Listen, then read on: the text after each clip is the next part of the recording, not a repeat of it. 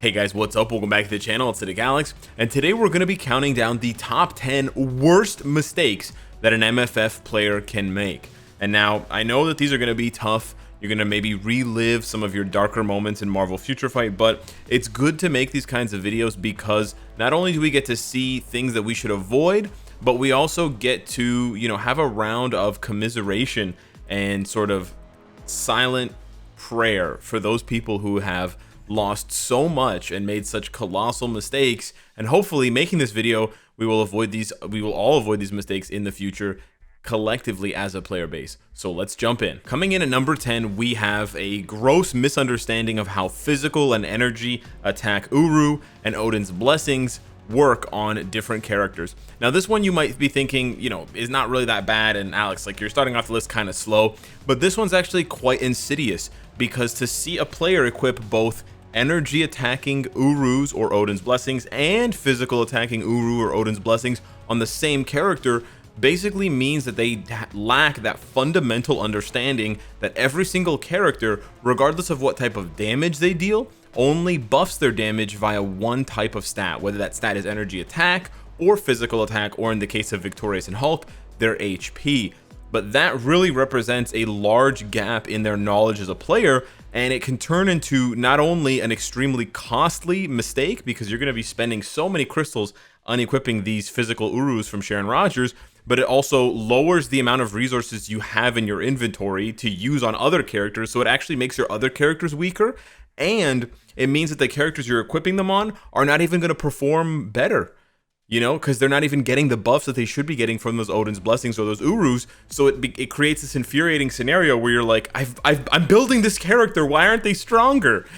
They're not stronger because you're putting airplane wings on a car, my friend. It's just not gonna fly. Coming in at number 9, we have a mistake that's actually much more common for newer players, but it can still happen to seasoned veterans, and it's actually happened to me. And it's basically using a rare ticket, like a mega uniform mythic upgrade ticket, or a mega rank up ticket, or maybe a mega tier 2 on a bad character. And it's kind of hard at times to know what's a bad character, but I can definitely point to at least a couple of instances where I fired off one of these bad boys on characters who absolutely did not need it. This one, and this time around, I'm going to be roasting myself by letting you guys know, even if you don't follow the channel super duper closely, that I once gave a mega mythic uniform rank up ticket to Beast. And it wasn't even for the Uncanny X-Men uniform. It was actually for his Age of Apocalypse uniform. And I still regret it to this day, and there are plenty of people who are watching right now who are laughing because they were there when it happened, and when I was so confident in my own decision, not knowing that it was basically completely useless. So be very careful with your rare tickets, and don't just double check, triple check before you use them. Coming in at number 8, we have one of the most frustrating but also one of the most familiar mistakes in Marvel Future Fight. You're trying your best in World Boss Ultimate or World Boss Legend, you just happen to lose by a few seconds or a little bit of HP, and then you instinctively slip your finger onto the screen and you press that blue button, and what have you done?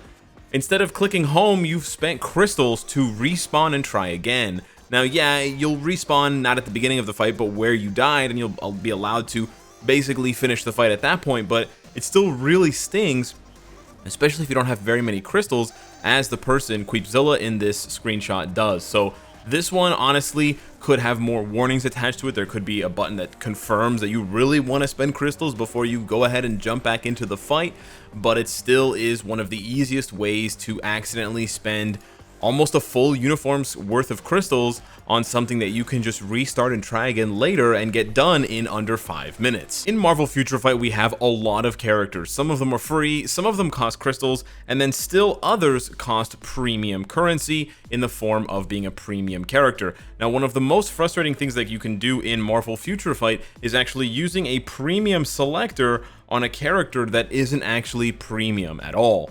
And unfortunately, although they stop you from doing that in these selectors here, they do not stop you from doing this with the premium selectors that they give away for events, for logins, for anniversaries, and for returning players. So the tragedy of seeing someone screenshot that, oh man, I just got my 6-star Scarlet Spider, I got Ben Riley, or I just got 6-star Gwenpool, and then you've come to find out that that's a premium selector that they could have used on Namor, or Gambit, or Luna Snow, or Nick Fury. honestly makes me want to cry a little bit inside, and it sort of begs the question why the devs don't block the non-premium characters from showing up in the premium selector. Because although sure you can choose the regular characters, it's not like they don't already block out the premium characters from the regular selector.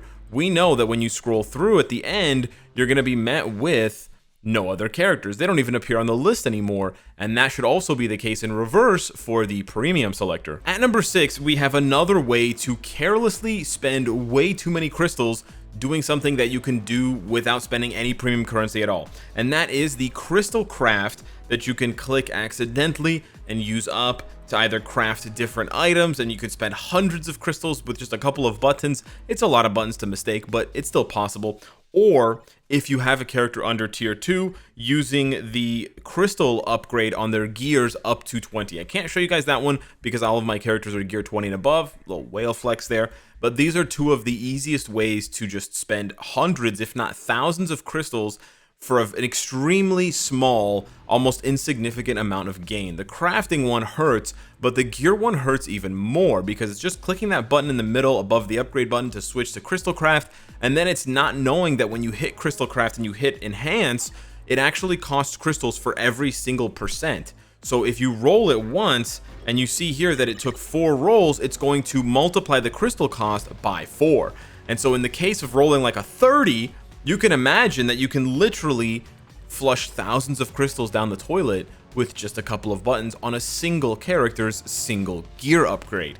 So be aware of this and never fall into that trap yourself. In Marvel Future Fight, we have so many events that it honestly feels like at any one given time, you could be collecting 1 or 2 or possibly 3 different types of tokens for different shops for different events. And there was no more obvious of a time doing that than it was for Black Friday. However, one of the most painful experiences that a player can have is after 2 weeks of logging in diligently every single day to collect their tokens, they lose track of time and the token shop closes before they can spend their tokens. And then they have the extremely sad additional pain of going into their inventory and having to select the token, sell, and let it disappear. That honestly cannot be like exaggerated on how painful that really is, not to mention how many amazing items there are now with some of the token events. Like if you missed the token spending, you could have lost a free CTP, a free premium card, a mega tier 2 ticket, your favorite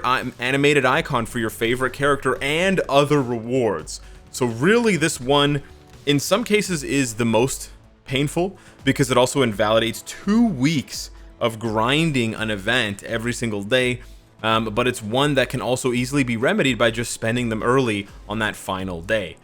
Be aware, don't lose your tokens. Coming in at number 4, we have Black Antimatter and the very scary reality that if you're doing material fusion and you're a little bit tipsy or sleepy or distracted, you can accidentally destroy your gold reserves. Now, for the sake of this video, I'm just going to show you that this is possible, but you really have to take care when you're on this page because this has happened to way too many players and there's really nothing you can do once it's done. You're not only going to lose millions upon millions of gold, like I'm losing almost 200 million gold here if I make this mistake, but then just like the token event, you have the very unlucky pleasure of having to go back to your mistake a second time and dismantle it again, basically costing you that same amount again. Because if you're the type of player that doesn't have every native tier 2 built up, or if you still have characters to get to level 70, you need raw rank 1 Black Antimatter. Because you can't use the rank 2 Black Antimatter to get characters potential from 60 to 70. You can't use that stuff for different things. You can, you know, for uniforms, for example, right? For the base uniforms, you need that. So it really is a wildly painful and wildly expensive mistake that is so easy to commit. So I just highly recommend that you're very, very, very careful when you're on these screens and you double, triple check and you save your resources, especially gold, because we know how difficult it is to grind. Coming in at number 3, we have CTPs and the dreaded mistake that can happen when you're flying through these screens. Basically, a lot of players end up one way or another, I don't know how, but they end up accidentally equipping over a CTP with an obelisk, which is so painful, or in other cases when they're combining an obelisk up, they accidentally add a CTP into the rank up and they end up having a CTP burned just to upgrade an obelisk, which honestly, in my opinion, is more painful, because when you overwrite a CTP with an obelisk, you lost the CTP, but you still have the good obelisk, presumably. When I use that CTP and I burn it to rank up the obelisk, I lost the CTP, and there's no guarantee that the obelisk is going to be good at all. Now, there are some safeguards in place to do this, and you will see there when I went to upgrade it and I selected a CTP, they said that that it is locked, and then again it said, hey, you're using a reforged CTP, or I believe here, actually it doesn't even give you the warning for regular CTPs. Oh boy, it only gives you the warning for reforged CTPs. Well, it's better than nothing, but the devs should really get on with a few more warning windows. You know, it's a delicate balance between having too many pop-up windows in the game and not enough pop-up windows in the game. But I think this is definitely one of the scenarios where having extra pop-up windows wouldn't hurt at all, because really there are very few clicks in between my Psylocke having a CTP of energy and not having a CTP of energy, and I really don't want to find out if hitting that equip button is really all it takes. I'm pretty sure that it does. That's really all it takes. So again, when don't let your nephews and nieces play this game too long without monitoring, because of the damage that they can wreak and the havoc that they can create with just a few simple clicks. Your precious CTPs are just moments away, finger touches away from being utterly destroyed. Don't let it happen to you, folks. Guard those CTPs. Oh man, did you see how lucky I got? Number 2 is probably the most insidious of all of the mistakes, worst mistakes that an MFF player can make. And this one starts not even in your mind. It's not even initially your fault. It's really no one's fault, but it is the infection that hits you when you hear that someone else got lucky gambling. And you think to yourself, wow, Cynicalex got really lucky, Beast Mode got really lucky, random user 115 just pulled 5 CTPs in a row.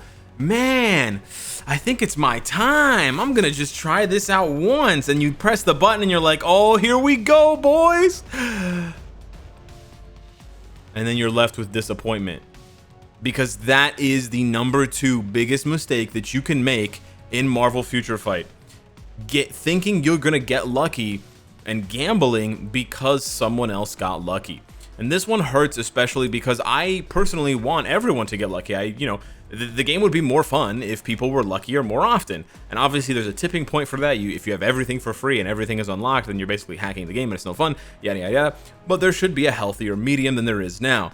However, just because someone got lucky does not mean that everyone is going to get lucky, and that logic is completely flawed. So it's really something that's hard to explain, but on the one hand, you want to appreciate when players get lucky because it's cool and it's fun. But on the other hand, you can't let it get to you. So it's this really delicate balance that you have to achieve as a player, where you are just concentrating on your goals. And yeah, I mean, if you have some extra crystals to burn and you want to try your luck, that's up to you, it's there.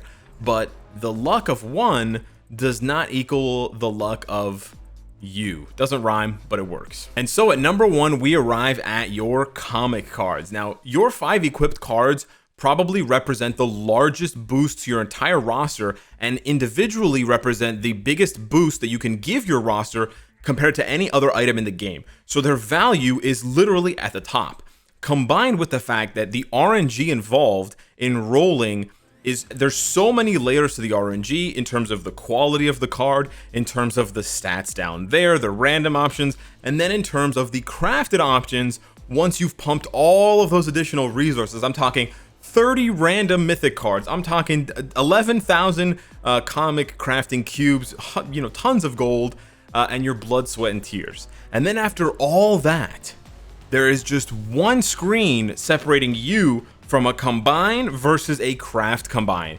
And let me tell you that either one of these can dramatically change your account, for better or for worse. So if you're meaning to craft combine, you do not want to combine.